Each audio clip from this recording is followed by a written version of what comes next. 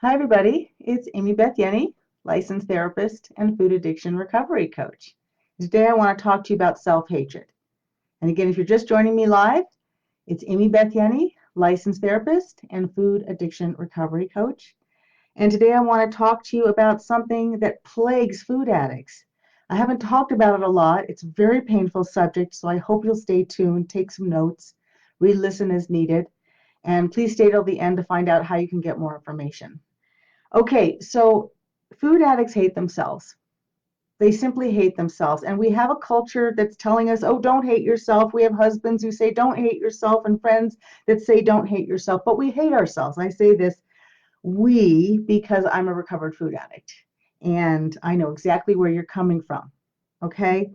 Food addicts hate themselves.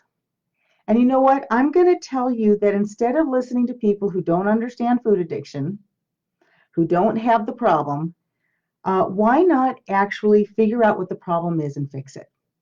I don't want you to hate yourself anymore, but I want you to fix the problem. We had someone talk to us the other day. It broke my heart.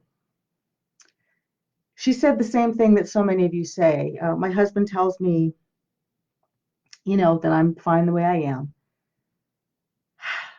But she said something that actually was a little different. She said, but maybe he should actually tell me to get the problem fixed instead, because it's really hurting her health, right? So sometimes people telling you don't beat yourself up is not productive. I don't want you to beat yourself up. I want you to fix the problem. So let's talk about what the problem is. Self-hatred. What are you guys hating yourselves over? Well, first of all, you hate the way you look. Let's just be honest. You hate the way you look. Right, wrong. Maybe it's not politically correct to hate yourself. Maybe you even feel guilty about that. Maybe you feel guilty hating yourself. Isn't that crazy? That you might actually be feeling guilty over hating yourself? But the fact is, if we're honest, you do. You can't wear the clothes you want to wear. Maybe you've got beautiful clothes hanging in your closet of all these different sizes, but the best ones are the lower sizes and you can't wear them. You spent lots of money and you felt really beautiful in them. Maybe you're one of the several food addicts I've talked to and worked with who've had weight loss surgery and you lost all your weight and you gained it all back. So, yeah, you have some beautiful clothes, you can't wear them, and you hate yourself. You hate the whole thing. And yes, a lot of you are married to wonderful men or have significant others who are very supportive. But let's face it, the marriage isn't what it could be. If you hate yourself, it really doesn't matter what anyone else thinks because you don't feel comfortable in your own skin. I mean, part of it is that you don't feel comfortable. A lot of you actually don't feel well. Your digestion's off, you can't sleep, you're irritable, you're exhausted. I mean, that's a whole nother story. But a lot of you just can't stand the way you look. And that gets in the way of your sex life. Let's just talk plainly. And your husbands can tell you all day that it's okay, and that's lovely, but you know it's not okay. Of course, it's not okay. You're supposed to enjoy each other. You're supposed to feel good about yourself, right? Sex strengthens a marriage, any relationship, a monogamous relationship. This is supposed to be what's happening, okay? So, let's not mince words, okay? Also, a lot of you are horribly depressed because you're avoiding social situations.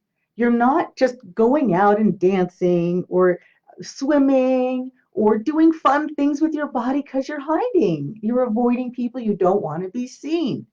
Now, some of you are doing that because you're exhausted. That's another topic. A lot of you really have chronic depression. That's another topic.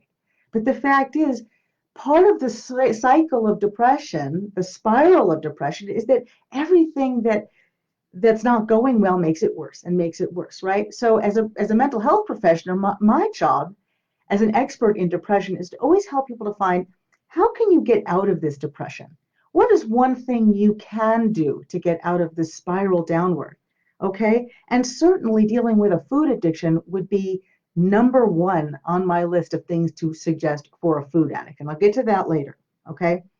But what is the problem? The problem is you are making it worse by avoiding the very thing that would make you feel better, right? You're avoiding people because you hate the way you look. You're avoiding activities because you hate the way you look. And now you're more isolated and you're even more overweight because you're not going out and doing things. You're not active, okay? So you see how this all builds. And of course, being isolated is depressing. People need contact, okay? And I understand with this pandemic, there are some restrictions, but the fact is, Even if you're very, very concerned, you can throw on a mask and stay 6 feet away and still chat. I see people in my neighborhood do this all the time. They're sitting out in the driveways, 6 feet apart. Even the people who are worried are socializing, guys. So it's not just the pandemic that's slowing you down, okay? And I know that just looking in the mirror for a lot of you is very, very painful. And what's horrible is that that's something that usually happens every day, right? We take a bath, we take a shower, we get dressed.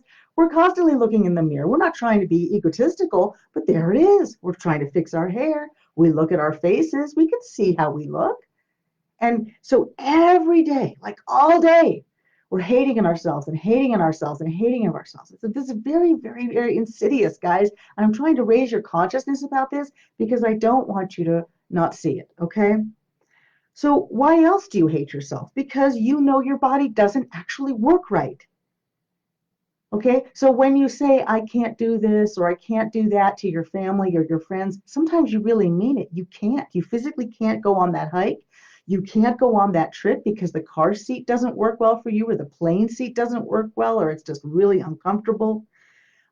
Sometimes sex actually is physically impossible because your body just doesn't work well. You don't feel well. Okay, I've had people tell me they've come close to losing their jobs or can't earn enough money if they're in sales, for example, because they're literally too tired or too down or too achy or too much in pain to actually do their job and make money. Okay, how is crushing is that to your self-esteem? To know that your body simply doesn't work. And what about all the labs and those visits to the doctors? Where they tell you over and over again, you've got to do something, you've got to do something. And you're thinking, oh, I don't want more medication. The medication side effects are horrible. It's not good for me. And you're worried about what's coming next. Are you going to have heart disease, diabetes complications, stroke with the high blood pressure? Of course, you're worried about these things. And on top of all of these self esteem issues that are concrete and difficult to deal with, on top of all of that, you're the person, if you're a food addict, who has failed literally hundreds or thousands of times on a daily basis. Sometimes you have failed. You have tried and failed and tried and failed and tried and failed, sometimes for decades. So by the time you're in your 40s, 50s, 60s, 70s, how many thousands of days have you failed? So of course you feel like a big fat failure, literally a big fat failure. Okay, sorry for the pun, but the play on words. But yeah, of course you're going to feel like a failure. Of course you're going to feel. So let's fix the problem. Okay. You also have heard me talk about this if you watch my other videos. Food itself is a depressant for a lot of us and makes us more depressed. So we've got to get to the root of the problem.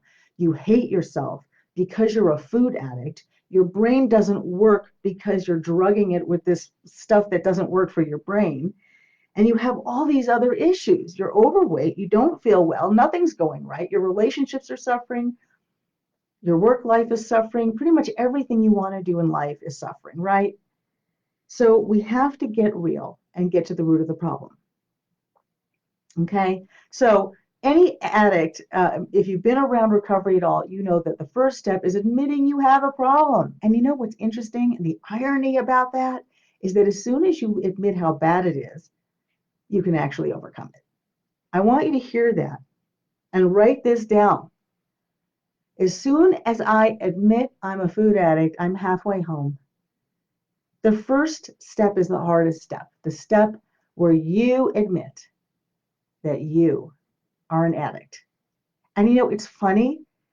My clients love it because for them, it simplifies it. It's just all of a sudden the light bulb comes on. It's like, aha, I don't have to try to be like all those other people who do keto on Facebook.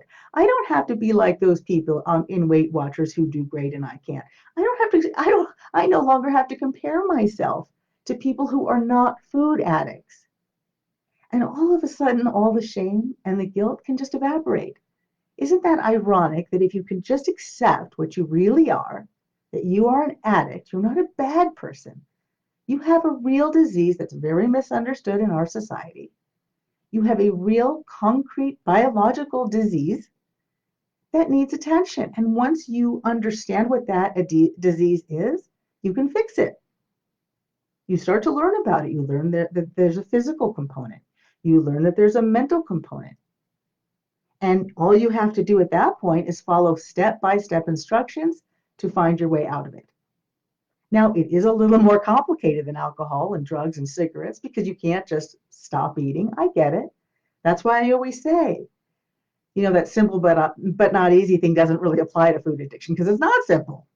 You still have to eat. It's not simple. That's why a lot of people haven't cracked the code yet because it's not simple and everyone's different. So you can't do a one size fits all thing. So guys, hear me now. If you're trying to do a one size fits all solution, that's part of the problem right there because everyone's different. So please understand, it's not your fault that you keep failing. Okay?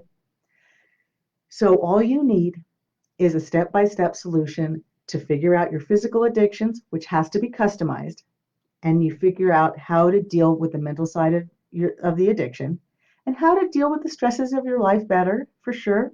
I think that's important too. You need a holistic and comprehensive, customized program for food addiction. So yeah, it's complicated. It's a little more complicated than alcohol and drugs, but it can be easy once you find the right information and support. It can be easy.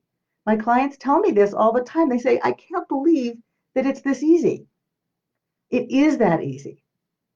And I would love to talk to you a lot more about how easy it is. I'm going to make another video just on that topic because that's a very important topic too. So listen, if you don't know anything about food addiction, I want you to look in the comments below. We offer premium world-class help for food addiction that you can't find anywhere else.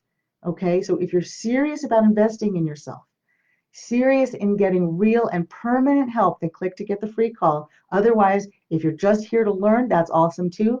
Click to learn more to see the webinar. Just be careful which one you're clicking, and I look forward to talking to you.